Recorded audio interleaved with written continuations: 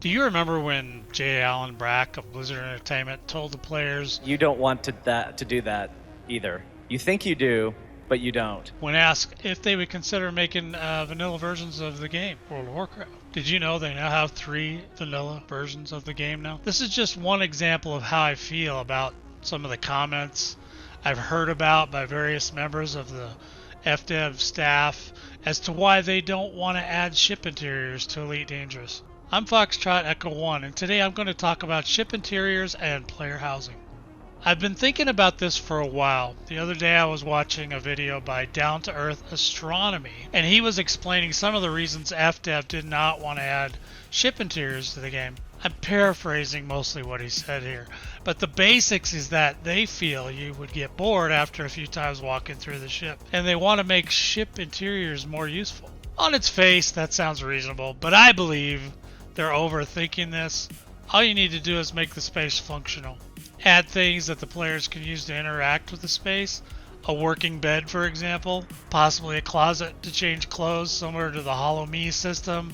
Maybe even a working toilet. Wouldn't that be some fun? The biggest thing is space to decorate your ship. Many games do this differently, but if you really need an inspiration as to how you might handle this, please send an intern or maybe some FDev developers over to the game Warframe. They've tackled this situation, and the possibilities for decorations and monetization are pretty much endless. Trophies, trinkets, rare finds, anything. There's a lot of things. Furniture. If FDev were truly worried about the level of boredom, they wouldn't have added mining operations or flea carriers that you can walk, from your ship all the way to the command deck through 2 elevators and 2 hallway doors. Yeah, I don't think they were that concerned about that. I think it's up to the player to decide what they want to do with their space. Is it a challenge? Most definitely. That would extend the life and viability of keeping this game around another 20 years.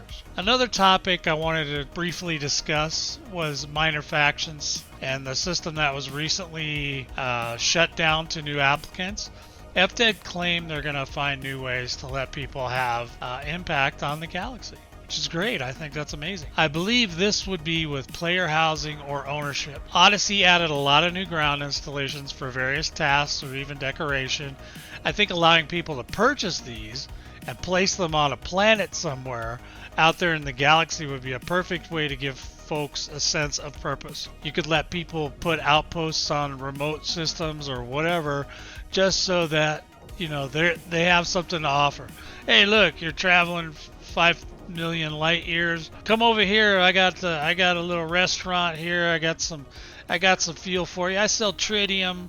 I got what you need, my brothers. You could do stuff like that, and it would be amazing. Let's be honest. There are at least 3 people in the game who don't own a Flea Carrier, and why not give them a base? Maybe they can have one of each. You could sell them like apartments and allow people to find a plot of land out there and set up shop. The interface could be very similar to the current Flea Carrier management system and offer services just like a carrier does. Maybe even more because it's a ground-based system. It doesn't move. People like that. Some people like to be mobile. Some just want to sit still. Let them sit still if they want. You don't need to tie the housing to the power play system or anything like that. Each person should decide how they want to interact with the galaxy and what services they may or may not want to offer to other people. Maybe they just want to build a little hovel out in the middle of a swamp somewhere, and that's cool. One caveat, though, is that you also need to allow players to use the space and decorate some of this space or all of this space. Furniture, trinkets, all that stuff I mentioned previously. This would really make it so that the player has a sense of ownership and pride in going out, completing missions, getting trophies, making furniture, finding furniture, whatever it is, and other artifacts that you can only get by doing things in Elite Dangerous. This is what you need to implement. You don't have to implement something specifically to the space. Just allow the user to fill that space with things that make them happy, and they will be happy forever. Hopefully you players get my meaning here. Maybe FDev has already talked about some of these things. I just wanted to express that we, the players, don't really need the devs telling us what we want or what's going to make us bored or anything like that, because quite frankly, just like J. Allen Brack, he's not the only developer that ever made that kind of mistake, and I think FDev is also making that kind of mistake by not listening to what the players are asking for repeatedly. This would likely draw a lot of old timers back into the game, as now they'd have something to look forward to and a purpose in the game. That coupled with, you know, new spaceships would be really, really great. We haven't had a new spaceship in a really long time. A lot of games offer a lot more spaceships, and people like choices and having new spaceships. I'm not going to get deep into that one on this run, but hey, thank you for watching today. I hope you enjoyed this video. If you did, please like and subscribe for more video game content.